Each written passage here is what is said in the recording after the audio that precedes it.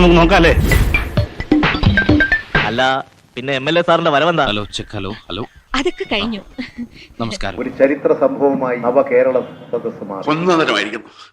വെറുതെ പറയാനൊന്നും എന്നാലും എനിക്ക് അങ്ങോട്ട് വിശ്വസിക്കാൻ പറ്റണില്ല. ഈ ചരിത്ര സംഭവം ഇന്ത്യയിലെ മറ്റ് പല സംസ്ഥാനങ്ങളും ഇത് മാതൃകയായി സ്വീകരിച്ചു വരിക. നിന്റെയൊക്കെ കോപ്രായത്തിന് തൂങ്ങാൻ വേറെ ആളോ? കേരളത്തിന്റെ വളർച്ചയെ ശക്തിപ്പെടുത്താനും പ്രവർത്തിച്ച കേരളത്തിന്റെ ബഹുമാന്യനായ മുഖ്യമന്ത്രി തള്ളി ഇവിടം വരെ കൊണ്ടുവന്നില്ലേ, ഇനി തള്ളല്ലേ താങ്ങൂ. എല്ലാ തരത്തിലുമുള്ള വിലക്കയറ്റത്തിൽ നട്ടപ്രാന്തെടുത്ത് നിൽക്കുന്നവന്റെ കുത്തിനു പിടിച്ച് ക്ഷേമ പെൻഷൻ കൊടുക്കാനെന്ന് വ്യാജം പറഞ്ഞ് പിടിച്ചു പറിച്ചെടുത്ത അധിക നികുതിയിൽ ഒരു കാലത്തും ഗുണം പിടിക്കില്ല. ആരെ ഗുണം പിടിക്കാത്തല്ല, ഈ ബിരിയാണിയുടെ ഗുണം സാറിന് അത്ര പിടിച്ചില്ല എന്ന് പറയായിരുന്നു. അതെ, അമ്മക്ക് പ്രാണവേദന മകക്ക് വീണവായന എന്ന് പറഞ്ഞ മാതിരി എന്റെ സ്റ്റേജ്. അണ്ടിപ്പരിപ്പ് പാലിൽ കുതിർത്തും കോഴിയും താറാവും മട്ടനും മപ്പാസും അടക്കം ഉരുട്ടി വിഴുങ്ങിയ പ്രഭാത വിരുന്നുകളും. ഇത് മട്ടനാ അല്ല, ചിക്കൻ. ചിക്കനാ? അയ്യോ, എനിക്ക് വേണ്ട ഗ്യാസാ. ജീവിതത്തിൽ ഒരിക്കലും മട്ടുക്കാത്തൊരു പരിപാടി ഉണ്ട്. എന്ത് പരിപാടി? ഈ പരിപാടി ഊണൊഴിക്കല്. ഇപ്പൊ ഞാൻ എത്ര പേർത്തില്ലേ, എനിക്കൊരു ബോറടിയില്ല. കോടികൾ മുടക്കിയ ഒരു രാജാവ് എഴുന്നള്ളിപ്പ് യാത്ര എന്ന നിലയ്ക്ക് മാത്രമല്ല, അത് കാസർഗോഡ് മുതൽ അവസാന ദിവസം വരെ വിയോജിക്കുന്നവന്റെ മണ്ടയടിച്ചു കീറിയ ഗുണ്ടാ സംഘങ്ങൾ, സർക്കാർ ഒത്താശയിൽ അഴിഞ്ഞാടി സഞ്ചരിച്ച അടിയന്തരാവസ്ഥയുടെ കിരാത നാളുകൾ കൂടിയാണ്. സാറ് കുറച്ചുകൂടെ സഭ്യമായ രീതിയിൽ സംസാരിച്ച കൊള്ളായിരുന്നു. നിങ്ങളോട് ഇതിനേക്കാൾ കൂടുതൽ സഭ്യമായി സംസാരിക്കാൻ എനിക്ക് സാധിക്കില്ല. സാർ എന്നെ അപമാനിക്കരുത്. ഭരണത്തിന്റെ ഇടനാഴികളിൽ ഇന്ന് വരെ ആരും എന്നോട് ഇങ്ങനെ ഇടപെട്ടിട്ടില്ല. യാത്രയിലുടനീളം കണ്ടു മാധ്യമവേട്ട. വിരട്ടി അങ്ങ് മൂക്കിൽ കയറ്റാനാണെങ്കിൽ കയറ്റ്, നമുക്ക് നോക്കാം. ഞാൻ അപ്പോഴേ പറഞ്ഞാണ് ഇതൊന്നും തിരുമനസിനും തിരുമനസിന്റെ അന്തപുര സംഘങ്ങൾക്കും അങ്കരക്ഷ കൂലിപ്പടയ്ക്കും തിരുവുള്ളക്കേടുണ്ടാകുമെന്ന് കരുതി നട്ടല്ലൂരി കൊട്ടയിലാക്കി നാവറുത്ത് ദാസ്യപ്പണിയെടുക്കാൻ മനസ്സില്ല പ്രജാപതി. മുതലാളി ഒരുപക്ഷെ ഈ നാട്ടിലെ വലിയ പുള്ളിയായിരിക്കും. അങ്ങ് തിരുവനന്തപുരം വരെയും ഡൽഹി വരെയും ഒക്കെ കൈയും കാലും നീണ്ടു നിവർന്നങ്ങനെ കിടക്കുന്നുണ്ടാവും. എന്ന് വെച്ച് അതങ്ങാനും എടുത്ത് യൂണിഫോമിൽ തൊട്ടാലുണ്ടല്ലോ. മഹാരാജാവെ, പട്ടാപ്പകലും നിങ്ങൾ നഗ്നനാണ്. ഇപ്പോൾ എന്തായി? വള്ളർത്തി കിട്ടിയപ്പോ മതിയായി. രാത്രി മുതൽ ഇങ്ങനെ കോൾ ഫോൺ ഫോൺ ഫോൺ എന്ന് പറഞ്ഞ പോരാളി ഷാജിയൊക്കെ ഒരുപാട് ഇവരുടെ സൈബർ സഖാക്കളുടെ ഒരുപാട് വലിയ കൂട്ടായ്മയാണ്.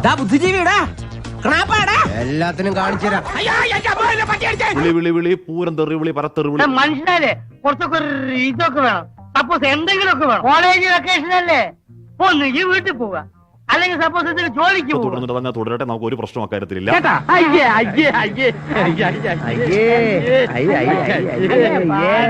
ഇതുവായത്വം വേണ്ട, രാജാവ് രാജാവ് തന്നെയാ. നവസഖാക്കളെ, അതിന് തന്നാരും വിളിച്ചില്ല. വിളിച്ചു തന്നെയല്ലേ എങ്ങനെയാ ആവശ്യത്തെ കാര്യങ്ങൾ ഇടപെടുത്താ. നിങ്ങളുടെ ഈ പേര് നോക്കിയുള്ള വർഗീയ ചാപ്പകുത്ത്, നിങ്ങളുടെ ഈ എന്താണ് സൈബർ ലിഞ്ചിങ്, നിങ്ങളുടെ ഈ ഫോണിൽ വിളിച്ചുള്ള പരത്തെറിവിളി, മുഴുത്ത തെറിവിളി. കഴിഞ്ഞ 25 years ആയിട്ട് ഞാൻ ഈ ഫീൽഡിലുള്ളതാ. എനിക്ക് തൊഴിൽ അറിഞ്ഞുകൂടാന്ന് പറഞ്ഞാൽ തനിക്കൊന്ന് നേരിട്ട് വന്നുകൂടെ? അങ്ങനെ നേരിട്ട് വന്നിട്ട് ഇപ്പൊ ഉണ്ടാക്കണ്ട. കോമ്രേഡ്സ് PJ കണ്ണൂർ എന്ന് പറയുന്ന ഒരു ഫേസ്ബുക്ക് പ്രൊഫൈലിൽ നിന്നും ഇറച്ചിയിൽ എന്താണ് മണ്ണ് പറ്റും. നിനക്കൊക്കെ 2 പോത്തിനെ മേടിച്ചിട്ട് പാടത്ത് പൂട്ടാൻ പൊക്കൂട മലമങ്കി. അങ്ങനെ വേറെ വെട്ടാനും കൊല്ലാനും ഒക്കെ വന്ന വാ, നമുക്ക് അപ്പം നോക്കാം. മരമണ്ടം കഴുതേ, നിനക്ക് പറ്റിയ പണി എന്താണെന്ന് ഞാൻ പറയാം. ഇതല്ലേ എനിക്കറിയാം. ഒരാൾ കൊല്ലും എന്നങ്ങ് പേടിപ്പിച്ചു കഴിഞ്ഞു കഴിഞ്ഞാൽ നാട്ടിൽ നിന്ന് വിട്ടുപോകാനൊന്നും പറ്റത്തില്ല. അപ്പൊ നമുക്ക് അവിടെ നോക്കാം. അപ്പൊ നിങ്ങൾ നിങ്ങളുടെ പണിയെടുക്കൂ, ഞാൻ എന്റെ പണി എടുത്തോളാം. ഞാൻ പോകണേ, എല്ലാരും കൈവച്ചല്ലോ, ഇനി ആർക്കും പരാതിയില്ലല്ലോ. ഇതൊരു കാര്യം മറ്റേടത്ത് ഐഡിയ ആയി പോയി. അറിയാത്ത പിള്ളക്ക് ചൊറിയുമ്പോഴേ അറിയൂ.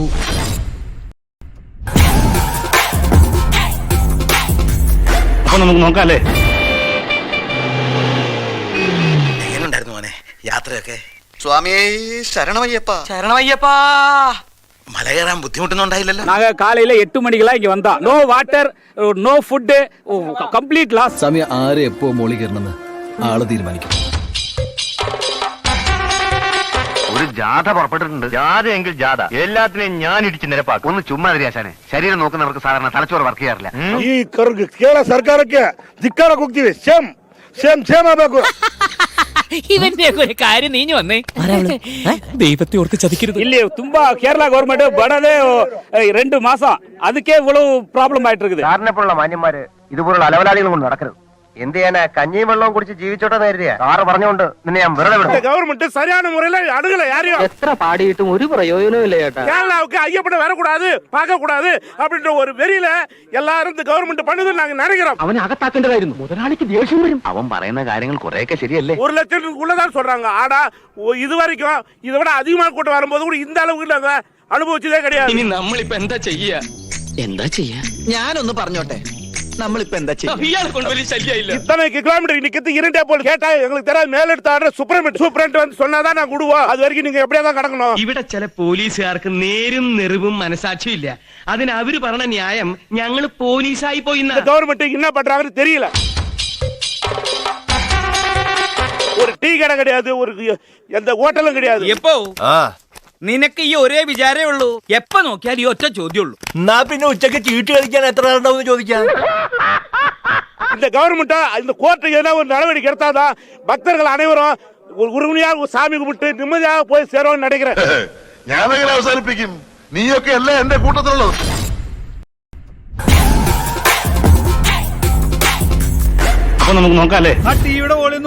ക്ഷേമ പെൻഷൻ കിട്ടാത്തതിന് അടിമാലിയിലെ മറിയക്കുട്ടി പിച്ചച്ചട്ടി എടുത്തത് കോൺഗ്രസ് നടത്തിയ രാഷ്ട്രീയ സമരമെന്ന CPM ഇടുക്കി ജില്ലാ സെക്രട്ടറി CV വർഗീസ്. ഏതവരെയും പറ്റിക്കാൻ കഴിവുള്ള ഏതോ യമലോക പെരട്ടിയാണ്. കേരളത്തിന്റെ രാഷ്ട്രീയ അധപ്പതനത്തിന്റെ ഒരു പ്രതീകമായി ഇന്ന് മറിയക്കുട്ടി മാറി. നീ എന്റെ കയ്യിൽ നിന്ന് വാങ്ങിക്കും. മറിയക്കുട്ടി ഇനി അറിയോ? വന്ദിച്ചില്ലെങ്കിലും നിന്ദിക്കരുത് മറിയക്കുട്ടി. ഇയാൾ എന്തൊക്കെയാണോ ഈ പറയുന്നത്? UDF ഒരു രാഷ്ട്രീയ സമരം. കൂടുതൽ വലിപ്പിക്കലടാ മോനെ. 2 ചട്ടിയും കൊടുത്ത് അവരെ റോഡിലേക്ക് ഉളുപ്പുണ്ട് കാക്കങ്ങൾക്ക്.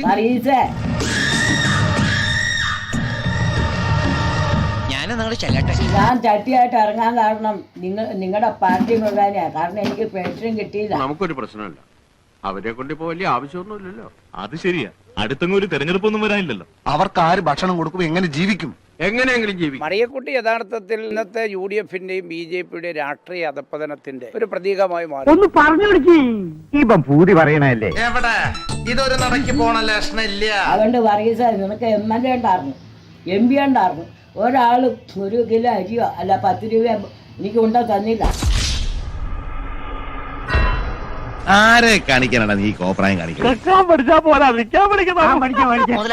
എനിക്ക് അരി കിട്ടിയില്ല. അതുകൊണ്ട് ഞാൻ ചട്ടിയായി നിങ്ങളെ പോലെ കൊടി പിടിച്ചില്ല, സന്ധ്യാവളി പിടിച്ചില്ല, ബക്കറ്റായിട്ട് ഇറങ്ങിയില്ല. ഇവന്മാർ ചെയ്തത് തെറ്റ്. അതിന് ഞാനൊന്ന് താണു തന്നു.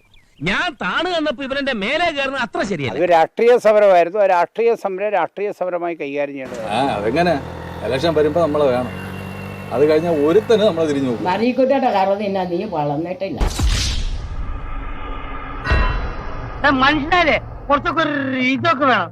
സപ്പോസ് എന്തെങ്കിലുമൊക്കെ വേണം. ഒരാളുകളെയും വ്യക്തിപരമായി ആക്ഷേപിക്കേണ്ട കാര്യം CPM-ന് അങ്ങനെ പറയരുത് സാർ. പിന്നെ എങ്ങനെ പറയണം? ഞാൻ നമ്മുടെ പാർട്ടിയുടെ ഇമേജ് വർദ്ധിപ്പിക്കാൻ വേണ്ടി ആലോചിക്കുമ്പോ ഇന്ന് നിന്നെ പോലെ കള്ളനാണോടാ ഞാൻ.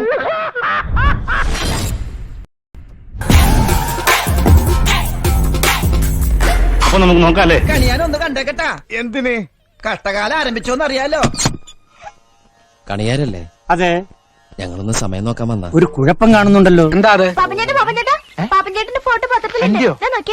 മന്ത്രിയുടെ അടുത്ത് ഈ പത്രക്കാരെ കൂടി ഞാൻ തോറ്റു. നിങ്ങൾ എല്ലാവരും ഇത് നടക്കുന്നത് അറിഞ്ഞും കേട്ടും സ്വന്തം ചെലവിലും വണ്ടിയിലും ബസ്സിലും ഒക്കെ കയറിയും തിരക്കിലും ഒക്കെ വന്ന് ഇവിടം വരെ ഇരിക്കുന്ന ആൾക്കാരാണ്.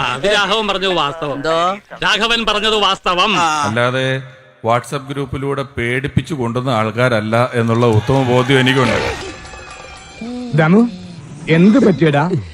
ചായ നെറുകന്തലേ കയറി ബ്ലോക്ക് ഈ ലോകത്തിന്റെ ഏത് കോണിൽ എന്ത് നല്ല കാര്യം നടന്നാലും അത് നമ്മളുണ്ടാക്കിയതാന്ന് പറയുന്ന ഒരു പരിപാടി പണ്ട് തൊട്ടേ ഇവരുടെ കയ്യിലുണ്ട്. ആരാണ്ടോ പറഞ്ഞ പോലെയാ നിന്റെ കാര്യം. എന്തിനാണപ്പാ എന്നെ തല്ലണ? ഞാൻ ഏതായാലും ഗുണം പിടിക്കില്ല. എന്റെ ഒരു കൂട്ടുകാരുണ്ടായിരുന്നു. അവൻ എന്നോട് വലിയ സ്നേഹമാണ്. ഇവൻ എന്നോട് ചോദിച്ചു, എടാ നിങ്ങൾക്ക് A ഗ്രൂപ്പ് ഉണ്ട്, നിങ്ങൾക്ക് I ഗ്രൂപ്പ് ഉണ്ട്, ഇവര് തമ്മി ഭയങ്കര പ്രശ്നങ്ങളാണ്. ഞാൻ പറഞ്ഞു കുഴപ്പമില്ല, രണ്ടായാലും ഈ Aയും Iയും കൂടെ ചേർത്ത് വെച്ചോണ്ട് ഒരു ക്യാമറ വെച്ചപ്പോ ഉണ്ടായത് പ്രശ്നമൊന്നുള്ളൂ. Aയും Iയും തമ്മിൽ ഇവിടെ ഇല്ല. സന്തോഷായി, നല്ല സന്തോഷായി. മുതലും പലിശ ചേർത്ത് കിട്ടി. ആരും കണ്ടില്ല. ഇനി പറഞ്ഞിട്ട് കാര്യം നമുക്ക് വേറെല്ലാം പറയാം. അപ്പൊ അവൻ പറഞ്ഞു, നീ ഇത്രയൊക്കെ പറയുകയാണെങ്കിൽ നിന്നെ നമ്മുടെ നോട്ടപ്പുള്ളിയാക്കി വെച്ചിട്ടുണ്ട്.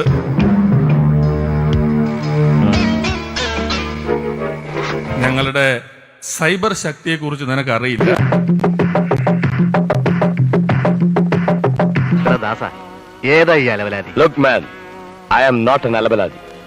സൈബർ ശക്തി പണ്ട് കമ്പ്യൂട്ടറിനെതിരെ സമരം നടത്തിയത് വിജയിക്കാതെ പോയത് കൊണ്ട് ഇപ്പൊ സൈബർ എന്ന് പറയുന്ന ഒരു സ്ഥലമെങ്കിലും ഉണ്ട്. തമാശ കളിക്കരുത്. ഞാൻ മൂർഖനാ, കരിമൂർഖൻ. ആ സമരം വിചാരിച്ചിരുന്നെങ്കിൽ വിജയിച്ചിരുന്നെങ്കിൽ ഇപ്പൊ സൈബർ സ്പേസും ഇല്ല, സൈബറും ഇല്ല, ഒന്നുമില്ല. അതവിടെ പറഞ്ഞോട്ടെ. പണ്ടും നിന്നെ എന്തെങ്കിലും ഒരു കാര്യത്തിന് കൂട്ടിയിട്ടുണ്ടോ? ഇരണക്കേട് അച്ചിട്ടോ?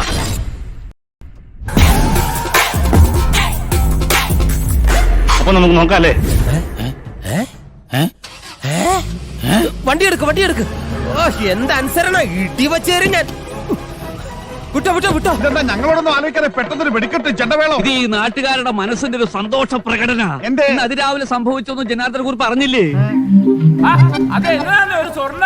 മുഖ്യമന്ത്രിക്ക് 515 രൂപ കൊടുക്കുകയാണ്. അണ്ടിപ്പരിപ്പ് കൂടി പാഴ്സലായിട്ട് മുഖ്യമന്ത്രി പിണറായി വിജയന് അയക്കാൻ തീരുമാനിച്ചിരിക്കുന്നു. അവൻ എന്തിനുള്ള പുറപ്പാടാണെന്ന് മനസ്സിലാവും. സാധാരണക്കാരുള്ള കിളിയന്തര സ്വദേശി ഒരു സാധാരണക്കാർ ഒരു കർഷകൻ താൻ ലോൺ അടക്കാൻ സാധിക്കാത്ത ഒരു നിമിഷത്തിൽ വാരി കോരി തന്നാ കൊള്ളാമെന്നുണ്ട്. പക്ഷെ എന്റെ ഒന്നുമില്ല.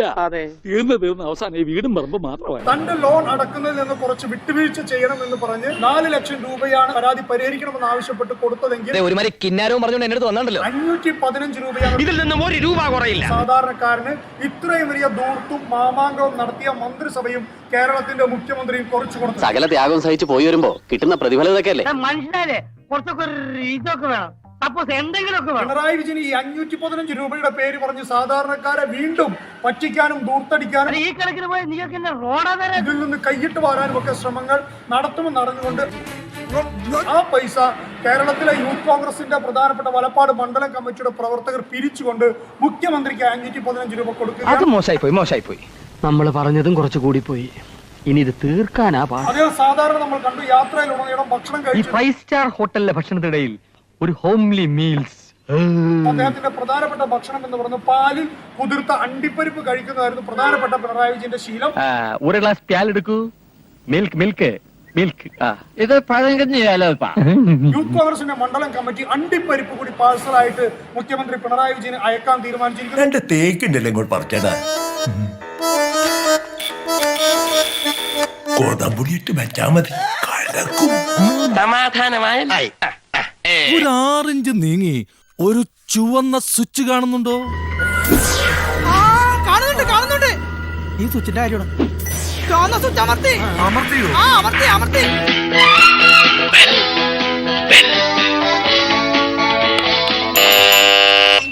ഈ ഉപകാരം മറന്നാലും ഞാൻ മരിക്കില്ല. ഇതൊക്കെ എന്ത് അപ്പോ നാളെ നേരത്തെ തന്നെ ഇങ്ങോട്ട് എത്തണം കേട്ടോ. ശരി.